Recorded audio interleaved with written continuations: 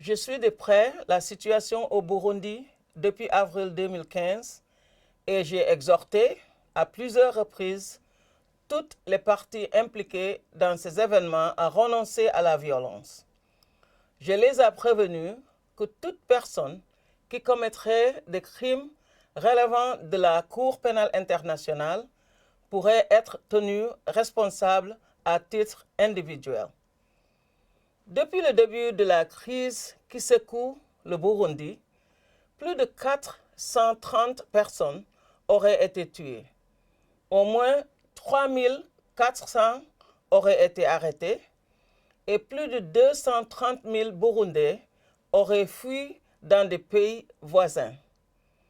Mon bureau a reçu et étudié des communications et des rapports concernant des cas de meurtre, d'emprisonnement, d'actes de torture, de viol et autres formes de violence sexuelle, ainsi que des cas de disparition forcée.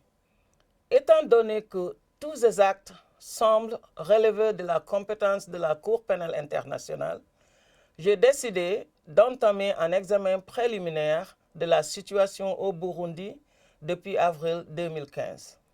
Un examen préliminaire n'est pas une enquête.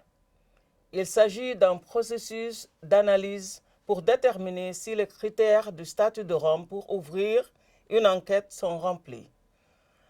Afin de prendre cette décision, il m'appartient, en qualité de procureur, d'analyser les questions liées à la compétence, à la recevabilité et aux intérêts de la justice. Nous tenons dûment compte de toutes les informations et observations qui sont transmises au bureau au cours d'un examen préliminaire, guidé exclusivement par les exigences du statut de Rome. Nous conduirons cette analyse en toute indépendance et en toute impartialité. Aucun délai n'est fixé par le statut de Rome pour conclure un examen préliminaire. Je prendrai ma décision lorsque je disposerai d'une base raisonnable pour ce faire. Si les critères sont remplis, je pourrai décider de demander au juge de la Cour pénale internationale l'autorisation d'ouvrir une enquête. Je pourrais aussi décider de ne pas ouvrir une enquête si les critères ne sont pas remplis. Mon bureau contactera également les autorités burundaises afin de s'informer de la nature des enquêtes et des poursuites pertinentes menées sur le plan national. Le Burundi est un État partie au statut de Rome.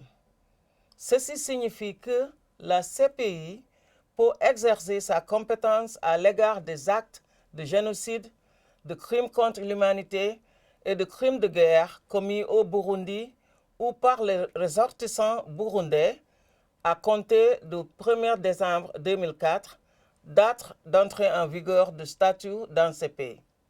Tous les Burundais sont donc placés sous la protection du statut de Rome.